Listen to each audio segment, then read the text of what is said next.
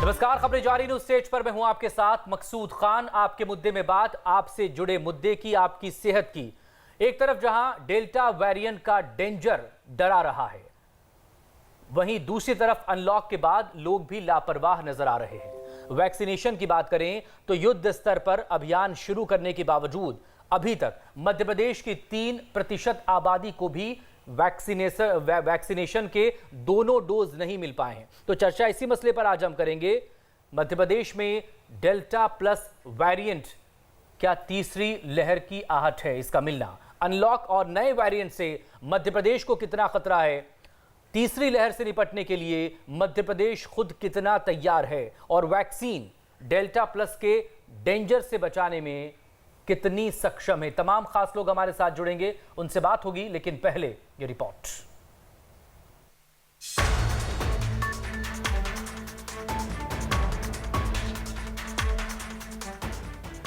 मध्य प्रदेश में कोविड की दूसरी लहर से बेशक थोड़ी राहत मिल गई हो, लेकिन अब डेल्टा प्लस की एंट्री ने चिंता बढ़ा दी है। मध्य प्रदेश में कोरोना का डेल्टा प्लस वेरिएंट आने वाले समय में डेंजर की तरफ इशारा कर रहा है। इस बीच सीएम शिवराज ने भी लोगों से सावधानी बरतने की अपील की है। और एक डेल्टा प्लस वेरिएंट है, ये मैं इसलिए चेता रहा हूं कि सावधान रहने की जरूरत है, असावधानी नहीं।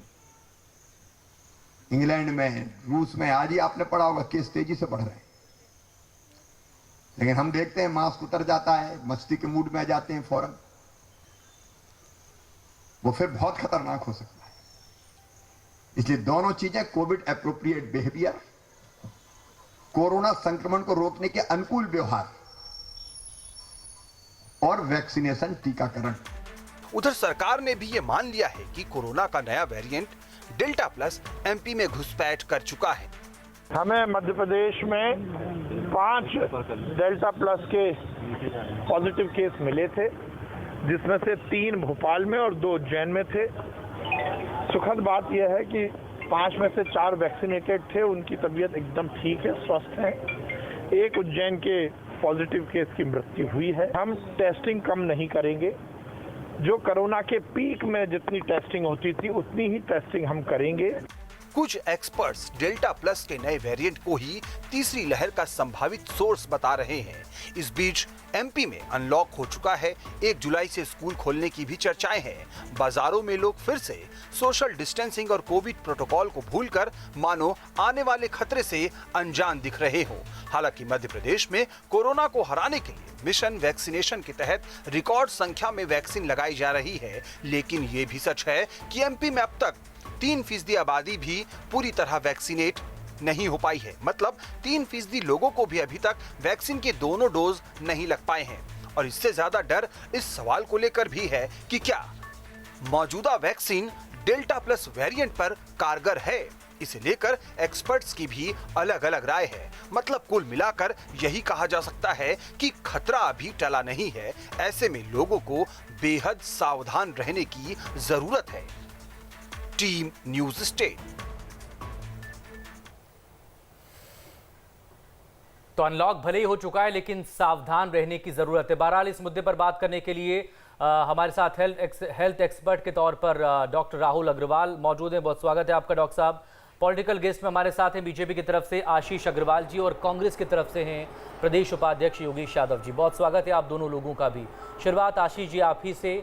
मध्य प्रदेश सरकार की तरफ से लगातार कदम उठाए जा रहे हैं और हर रोज़ कोई नए दिशा निर्देश आते भी हैं।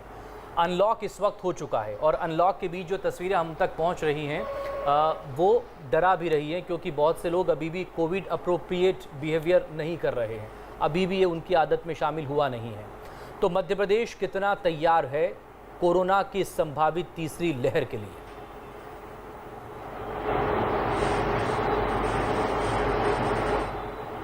देखिए, मध्य प्रदेश की तैयारी की अगर हम बात करें तो सबसे पहले इतिहास में झांकना आवश्यक है कि मध्य प्रदेश ने पहली 2 लहरों में कैसा परफॉर्म किया। मध्य प्रदेश जनसंख्या के हिसाब से लगभग 6वें नंबर पर आता है और चाहे पहली लहर हो या दूसरी लहर, हमने एक्टिव केसेस के मामले में, मोर्टेलिटी रेट के मामले में और रिकवरी रेट के मामले में 7वें से 20वें नंबर पे परफॉर्म किया। यानी कि हमने राष्ट्रीय एवरेज से बेहतर परफॉर्म किया और राष्ट्र पे कोई बोझ नहीं डाला। हम कांग्रेसी राज्यों की तरह नहीं थे जो इस देश की मात्र 20% जनसंख्या पे राज्य करते हुए भी लगभग 50% केसेस देते रहे। तो इसका कारण है कि मध्य प्रदेश की संवेदनशील मुखिया शिवराज सिंह जी के नेतृत्व में जो सभी की सभी टीमों ने काम किया, जिसमें कोरोना वॉलंटियर्स थे, 1 लाख से ऊपर सारी सामाजिक संस्थाएं थी और निश्चित ही प्रशासन और शासन का अमला था। अब इस नई वेव को लेके सबसे पहले तो नई वेव आएगी या नहीं आएगी ये मैं और आप तो नहीं जानते हैं। बाकी वैज्ञानिकों ने जो इशारा किया है वो ये किया कि अगर कोविड एप्रोप्रिएट बिहेवियर रहेगा और हम अपना वैक्सीनेशन ड्राइव को अगर कुशलता से चलाएंगे तो शायद नहीं आएगी। तो मध्य प्रदेश आपने देखा होगा किस तरह से देश के अग्रणी राज्यों में वैक्सीनेशन करने को लेके और जिस तरह से जनता के सहयोग से समाज सेवी संस्थाओं के माध्यम से हमने रिकॉर्ड बनाया वो सबके सामने है। कोविड एप्रोप्रिएट व्यवहार के पालन के लिए सदैव मध्य प्रदेश के मुखिया उसके लिए आह्वान करते रहते हैं और हमारे समस्त नेता उसके लिए प्रयास करते हैं। मैं ऐसा मानता हूं कि मध्य प्रदेश के सभी जनों के सहयोग से, जैसा हमने पहले फर्स्ट और सेकंड वेव को परास्त किया, इस आने वाली वेव को भी लेकिन जो डेल्टा प्लस वेरिएंट है उसे खतरनाक इसलिए माना जा रहा है क्योंकि जो दूसरी लहर है देश से लेकर प्रदेश भर में जो हाल खराब हुए थे वो इसी डेल्टा वेरिएंट की वजह से हुए थे। और इस बीच जो खबर आ रही है योगेश जी वो ये कि मध्य प्रदेश में डेल्टा प्लस वेरिएंट से पहली मौत हो गई है। उज्जैन की जो महिला संक्रमित हुई थी उसके बारे में खबर है। 12 कितना तैयार है मध्य प्रदेश? योगेश यादव जी। देखिए, मैं अपनी बात इसी आधार पर शुरू करता हूँ कि मध्य प्रदेश के इतिहास के यदि हम दौर कर देखें, पहला जो दौर आया था कोरोना का, उसके बाद जो सेकंड आया, लहर आई, तो मध्य प्रदेश का परफॉर्मेंस आप अच्छी तरह जानते हैं। भयावह मध्य प्रदेश था, एक अंधकारमय मध्य प्रदेश था और इसके हालात बहुत ज्यादा बदतर हो गए थे। और पहली बार तो जो निकलना था निकल गया, लेकिन दूसरी मर्तबा जो 38,000 मौत से फिर 1,67,000 मौतें, ये सरकारी आंकड़े हैं। इसके उसमें तो कई गुना ज्यादा हो सकते हैं, जिस तरीके से कई गुना 10 गुना ज्यादा हुए। उस समय पूरे संपूर्ण मध्य प्रदेश में हौच पौच मच गई थी, अव्यवस्थाएं मच गई थी। सरकार के पास जवाब देने के आधार नहीं रह गए थे। मध्य प्रदेश के स्वास्थ्य मंत्री लापता हो गए थे, ऑक्सीजन की सप्लाई बंद हो गई थी, हॉस्पिटल, सरकारी हॉस्पिटल के बाहर बिस्तर लग गए थे, लोगों को टेंट में जगह नहीं मिल रही थी। और जिस तरीके से मृत्यु का एक भयावह हमने दौर देखा, शायद वो हमारी उम्र में सबसे भयानक दौर था। जो फिल्मों में हम देखा करते थे, जो हमने कहानियों में पढ़ा था, जो शमशान पर मौतों की भीड़ देखी और जलती हुई चिताओं को देखा, वो पहली बार अपनी आंख से देखा था। ये मध्य प्रदेश में परिणित हुआ था और उस समय ना ऑक्सीजन की सप्लाई थी, ना आपूर्ति थी। और सबसे बड़ी बात है कि तबीयत से निजी हॉस्पिटल्स ने लूट मचाई और मध्य प्रदेश सरकार का कोई अंकुश नहीं रहा। किसी का 10 लाख का बिल, किसी का 15 लाख का बिल, और उसके बाद भी मौतों का सिलसिला थमा नहीं। तो हम पहले और दूसरे दौर के मध्य प्रदेश का जो परफॉर्मेंस रहा उससे बहुत ज्यादा असंतुष्ट है, या हम स्पष्ट रूप से कह सकते हैं निराश है और हताश है। दूसरी बात है, मैं कोई पैनिक क्रिएट नहीं कर रहा हूं, लेकिन मैं ये देखता हूं कि मध्य प्रदेश की सरकार, वर्तमान सरकार, शिवराज सिंह जी की सरकार बहुत जल्दी अपनी गाल बजाने लग जाती है, अपनी पीठ थपथपाने लगती है। चलिए, हमें कोई संशय नहीं, हम ये मानकर चलते हैं कि आप वैक्सीनेशन का कार्य कर रहे हैं, उसमें सारी सहभागिता है, उसमें हमारे फील्ड ऑफिसर्स हैं, हमारे डॉक्टर्स हैं, हमारे प्रशासनिक अधिकारी हैं। और मुझे ये नहीं कहना चाहिए, मैं इसको पॉलिटिकल उसमें नहीं है, लेकिन चाहे वो कांग्रेस का हो चाहे बीजेपी का, सभी लोग फील्ड में रहकर काम करें। लेकिन आप शिवराज सिंह जी कहें गाल बजाकर कि उत्सव हो गया, आनंद हो गया, हमने रिकॉर्ड कायम कर दिए, तो इस समय अपने आत्म अनुभूति में नहीं आना चाहिए। ये स्वांत सुखाए वाली नीति को त्याग कर अभी हमें जो नहीं, तो लगातार मीटिंग हो रही ना योगेश जी, समीक्षा बैठकें हो रही हैं, बाकी और जो जिले के कोविड प्रभारी मंत्री हैं उनसे भी चर्चाएं हो रही हैं। जहां शासन स्तर पर काम हो सकता है वहां सरकार कर रही है, जहां पर एडमिनिस्ट्रेशन की जरूरत है वहां पर एडमिनिस्ट्रेशन मौजूद है। आप दोनों के पास मैं लौटूंगा, लेकिन डॉक्टर अग्रवाल से पहले बात करें। डॉक्टर अग्रवाल, अनलॉक और नए वेरिएंट से मध्य प्रदेश को कितना खतरा है? ये जो नया वेरिएंट आया है और उज्जैन से जो खबर आ रही है उसके बारे में ये कि जिस महिला की डेथ हुई इस नए वेरिएंट से, उसने वैक्सीन का डोज नहीं लिया था, एक भी डोज उसने नहीं लिया था।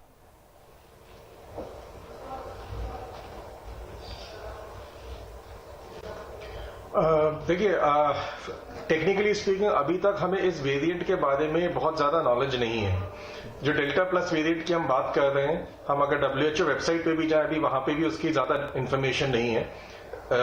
कुछ ही समय पहले इसके कुछ केसेस इंग्लैंड में भी पाए गए हैं एंड 6 स्टेट अपने हिंदुस्तान में 6 स्टेट्स में पाए गए हैं। इसका कैसा प्रभाव होगा ये अभी साइंटिफिकली कह पाना बहुत डिफिकल्ट है, बिकॉज उसकी कोई रिसर्च नहीं है कि हम ये बोल सके कि डेल्टा प्लस वेरिएंट का ये प्रभाव होगा। जो ये वायरस म्यूटेट होते हैं, म्यूटेट होकर इनका जो अफेक्ट होता है, जैसे सेकेंड वेव में भी जो अफेक्ट आया और उसके बाद ब्लैक फंगस के केसेस आए, ये चीजें जब होती हैं तो पता चलता है। म्यूटेट का अगर हमने उसका स्टडी भी कर ली तो ये हम नहीं बता पाएंगे कि आगे इसका इफेक्ट ये होगा। अभी तक सिर्फ ये मालूम है इसके बारे में कि हाँ, जो एंटीबॉडीज एस्केप कर रहा है, जो एंटीबॉडीज डेवलप हो रही हैं, उससे इसका जो अभी तक ये माना चाह रहा था कि वैक्सीनेशन से या जो प्रीवियस इन्फेक्शन से एंटीबॉडी डेवलप हो रही है, उसकी वजह से नेक्स्ट इन्फेक्शन जो आपको होगा उसका तीव्रता कम होगी। डेल्टा प्लस वेरिएंट में ये माना गया है कि उस एंटीबॉडीज को ये एस्केप कर रहा है। बाकी उसका डिटेल्स टेक्निकली अभी अवेलेबल नहीं है कि जो उस पे हम हार्डलाइन फिक्स कर सकें। नया वेरिएंट है और जैसा कि आप कह रहे हैं कि बहुत ज्यादा इस पर स्टडी या रिसर्च हुई नहीं है, तो उसके बारे में अभी कुछ भी कहना जल्दबाजी होगी, लेकिन सावधानी जरूर यहाँ पर रखनी होगी। आशीष जी, योगेश यादव जी जैसा कि बोल रहे थे, पूर्व सीएम कमलनाथ ने भी आज सवाल इसको लेकर किया कि क्या ये सब कुछ सिर्फ रिकॉर्ड बनाने के लिए हो रहा है। एक दिन 16 लाख से ज़्यादा लोग वैक्सीनेट होते हैं, फिर उसके अगले दिन अचानक से 4000 या कुछ सैकड़ों में वैक्सीनेशन होता है। आज का जो आंकड़ा आया वो भी 10 लाख को पार कर गया है।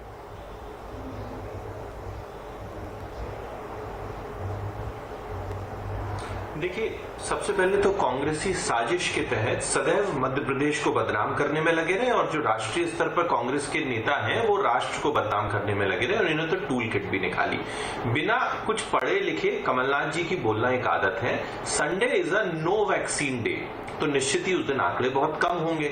उसके बाद जो ट्यूसडे है प्रबंधन के लिहाज से that's a non COVID vaccination day, क्योंकि अभी भी कांग्रेसी 70 साल की जो एक विरासत छोड़ के गए हैं, हमारे यहाँ 100% वैक्सीनेशन अभी पोलियो तक की नहीं हो पाई। तो Tuesday is dedicated to non COVID vaccination day, तो निश्चित बात है कि मंडे को होगा। दूसरी बात, आप तो अपने दूसरे राज्यों का भी एक टोटल निकाल लें। मध्य प्रदेश ने उस दिन बेहतर किया तो इसको स्वीकारने में मध्य प्रदेश की जनता जो 18 लाख की संख्या में निकल कर आई, क्या आप उसको बदनाम करना चाहते हैं? एक बात। दूसरा विषय, आपने कहा कि भयावह माहौल था, तो मध्य प्रदेश को बदनाम करने की साजिश तो आप रच रहे हैं, परंतु राजस्थान, महाराष्ट्र, छत्तीसगढ़ के बारे में क्या कहेंगे? वहां तो तबाही का ही आलम था। और आप जो मौतों पे सवाल उठा रहे हैं, तो वहां पे विपक्ष में जो हमारे नेता हैं, सबसे पहले उन्होंने इंगित किया। तीसरी बात, पहली लहर को अगर आप इतना भयावह बता रहे हैं तो इस लोकतंत्र में सर्वोच्च अदालत जनता होती है। तो अभी आपने 28 उपचुनाव लिए थे पहली लहर के बाद और जनता ने 2/3 मतों से यह तय कर दिया था कि कोविड प्रबंधन शिवराज सिंह जी की सरकार का बेहतर था और आपकी 15 माह की सरकार को प्रबंधन वाली सरकार थी, वादा खिलाफ थी और भ्रष्टाचार की सरकार थी। एक छोटी सी बात कह के मैं समाप्त करूंगा कि इस डेल्टा प्लस वेरिएंट को लेकर जो अभी आपके चैनल पे चल रहा है उसको लेके चिकित्सक क्या कहते हैं। एक चिकित्सक को हमने सुना, doctor Randeep Guleria, director AIIMS, कहते हैं कि new delta plus variant may decrease efficacy of some vaccines but they would continue to be effective against variant and fortunately WHO has not yet classified delta plus variant as a variant of concern। तो हमें डरने की आवश्यकता नहीं है, हमें सचेत होने की आवश्यकता है। कोई भी वेरिएंट हो, अगर हम कोविड एप्रोप्रिएट बिहेवियर का पालन करेंगे और वैक्सीन तो हम बचे रहेंगे संक्रमण से, जरूर कोरोना से विजय हासिल करेंगे। कांग्रेसियों के बहकावे में योगेश जी प्लीज काउंटर कर दीजिए आशीष जी को, फिर वो आंकड़ों पर कुछ बात करेंगे। योगेश जी प्लीज। मकसूद जी, सबसे बड़ी बात है भारतीय जनता पार्टी के नेताओं का एक शगल बन गया है कि यदि हम देश की बात करें तो ये पहला शब्द ले आते हैं कि हम देश का विरोध कर रहे हैं। दूसरी बात, हम प्रदेश की बात कहें, भारतीय जनता पार्टी की विसंगतियां और इनके लापरवाही दिखाएं तो ये बोलते हैं हम प्रदेश का विरोध कर रहे हैं। ये कहते हैं भाई, जो सचेतना कांग्रेस के अंदर है, जो एक्टिवनेस कांग्रेस के अंदर है, तो हम अपना कर्तव्य का पालन कर रहे हैं। हमें अपने समाज के अंतिम व्यक्ति और समाज के व्यक्ति का जो मध्यम वर्गीय गरीब, उसकी चिंता है और इसलिए हम आवाज उठाएंगे, उठाते रहेंगे। और एक ऐसी सरकार जो आंखों पर पट्टी बांध कर बैठी है, उसको अपना चेहरा दिखाएंगे। हमेशा झूठ बोला गया है। इससे पहले भी झूठ कहा गया था कि हम सब चाक चौबंद है। फरवरी मार्च में आपने कह दिया था कि मध्य प्रदेश की सरकार चाक चौबंद है। उसके बाद मार्च के बाद 15 अप्रैल तक मध्य प्रदेश के क्या हालात हुए ये आप अच्छी तरह जानते हैं। 15 अप्रैल से लेकर 5 मई तक के हालात इतने बदतर मध्य प्रदेश में हो गए थे कि आपका तो स्वास्थ्य मंत्री लापता हो गया। और जहां तक मैं आपको बता रहा हूं कि आप परिणाम की बात कर रहे हैं, प्रधानमंत्री जी ने चुनाव, बंगाल का चुनाव है, साउथ का चुनाव, तमिल का चुनाव, असम का चुनाव कर दिया आपने चुनाव, जनता को महसूस हुआ। उसके बाद आपको कोई फिक्र नहीं हुई। आप विश्व नेता बनने के चक्कर में आपने अपने देश की जो वैक्सीन थी वो डोनेट कर दी। परिणाम ये हुआ कि आप चाहे बंगाल में परास्त हुए या मध्य प्रदेश में दमोह के चुनाव में आप परास्त हुए। परिणाम तो अब आना शुरू हुए साहब। आपका असली चेहरा तो अब जनता के सामने आया। अब परिणाम तो देखिए। लेकिन उसके बाद भी मैं एक टेक्निकल बात यही कहूंगा कि हमें डेल्टा प्लस वेरिएंट के मामले में सचेतना जरूरी है। बहुत ज्यादा उत्सव मनाने की आवश्यकता नहीं है। हमें बहुत सचेतना आवश्यक है।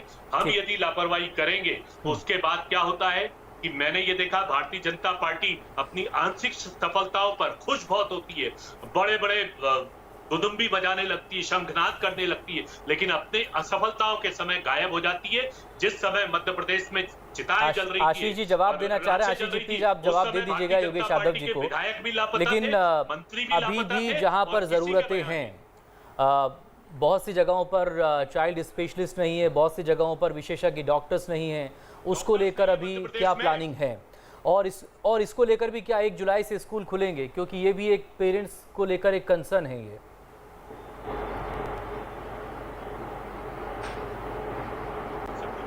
देखिए मकसूद जी, इसको लेके ऑफिशियल स्टेटमेंट तो या तो संबंधित विभाग के मंत्री के द्वारा आएगा या माननीय मुख्यमंत्री जी कहेंगे। मैं बड़ा छोटा सा आदमी हूं उस विषय को बताने के लिए, परंतु हम मध्य प्रदेश को कोविड की तीसरी लहर से बचाने के लिए प्रतिबद्ध हैं। इसका अंदाजा आप हमारी टेस्टिंग से लगाए जा सकते हैं। हम अभी भी चाहते हैं कि मध्य प्रदेश में 75,000 टेस्टिंग लगातार हो और ज्यादा टेस्टिंग होगी तो अगर कोई भी एक संकेत होगा उसको हम सबसे पहले पकड़ लेंगे। एक बात, उत्सव मनाने की आवश्यकता क्यों थी? उत्सव नहीं है योगेश भाई, ये महाअभियान है। और अभियान इसलिए है क्योंकि इस देश में एक शब्द का इजाद आपके नेताओं के द्वारा किया गया, वैक्सीन हेजिटेंसी।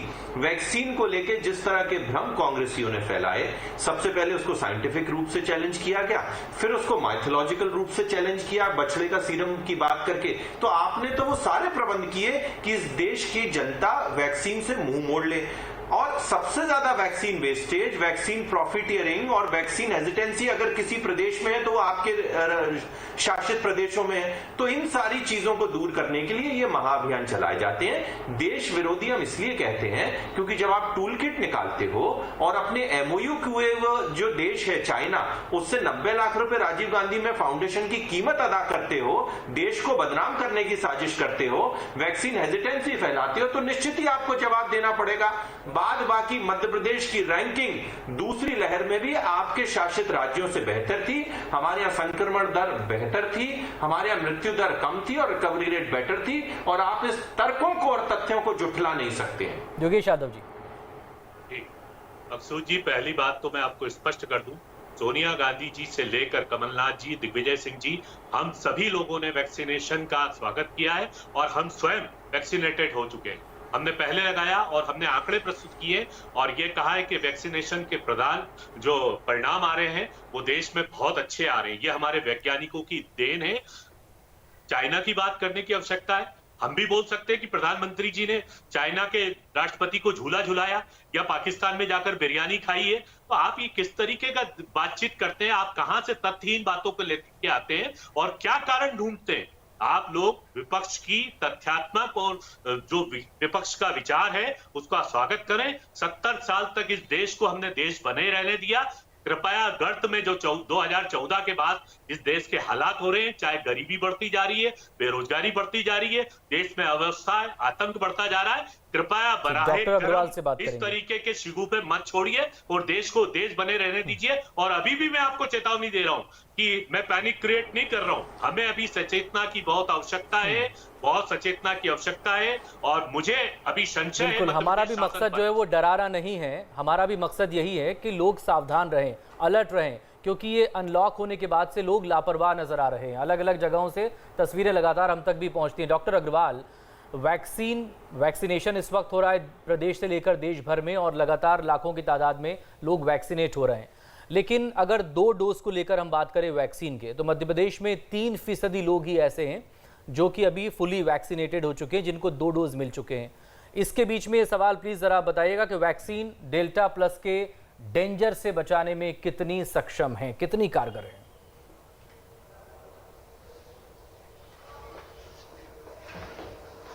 देखिए अगेन अगर एग्जैक्ट साइंटिफिक डेटा की अगर हम बात करें तो इसका नहीं है अभी अवेलेबल। अगर जो मैंने पहले कहा था कि अभी भी हम अगर WHO की बात करें तो डेल्टा प्लस वेरिएंट को अभी सर्टिफाई नहीं किया गया है। इंडियन साइंटिस्ट ने बोला है, यूके में बोला गया है इसके बारे में, लेकिन वेरिएंट ऑफ कंसर्न अभी इसको नहीं माना गया है क्योंकि इसके बारे में भी मालूम नहीं है। हो सकता है आगे चल के इसको वेरिएंट ऑफ कंसर्न भी बोला जाए। बेसिकली क्या होता है, जो भी ये वेरिएशंस होते हैं, मल्टीपल वेरिएंट्स हैं, अल्फा है, बीटा है, अलग अलग कंट्री में अलग अलग वेरिएशंस आ रहे हैं।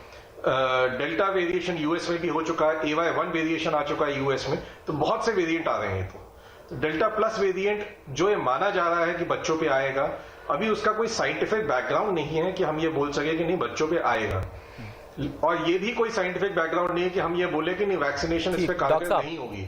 हमारे पास इसके बचने के लिए आप WHO का जिक्र कर रहे हैं, लेकिन केंद्र सरकार तो इसे वेरिएंट ऑफ कंसर्न मान चुकी है, लेकिन उसके एक दिन बाद भी कोई खास तरह के दिशा निर्देश जारी नहीं हुए डॉक्टर्स के लिए। महाराष्ट्र और केरल के साथ मध्य प्रदेश को भी अलर्ट पर रखा गया इसी सिचुएशन को लेकर, इसी वेरिएंट के मिलने के बाद।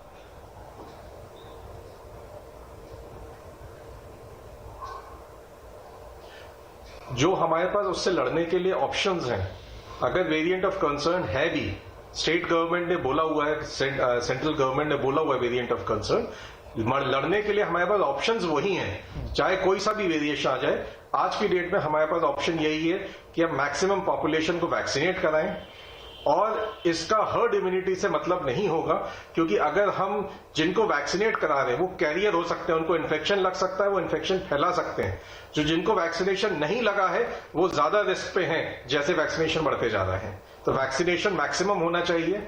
सेकेंडली, हमारी हेल्थ फैसिलिटीज हर जगह, हर गांव में भी, PHCs में भी, छोटे छोटे कस्बों में भी हेल्थ फैसिलिटीज को इंप्रूव करें, गवर्नमेंट फैसिलिटीज को इंप्रूव करें, ऑक्सीजन प्लांट्स लगवाएं, जो चीजें अभी तक हमें मालूम है लगती हैं उन चीजों को करें।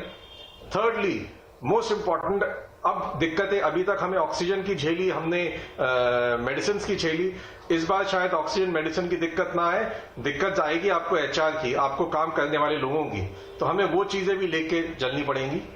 तीसरा ये भी है कि वेरिएशंस आते रहेंगे, ऐसा नहीं है कि थर्ड वेव के बाद फोर्थ वेव नहीं आएगी, वो भी आएगी, वो म्यूटेशन के साथ शॉर्ट टर्म प्लान बना के चलता रहेगा। सेकेंडली, हम एक लॉन्ग टर्म मैप भी बना के चले। जी हाँ, तो लॉन्ग टर्म प्लानिंग भी होनी चाहिए कि हाँ, हम 2 साल बाद इतना HR हो सके, हमारे पास वर्कफोर्स इतनी हो सके, 2 साल बाद ये सुविधा ऐसी हो सके। एक फाइनल कमेंट आशीष जी आपके पास से, ज्यादा नहीं, बस 20 सेकंड है मेरे पास।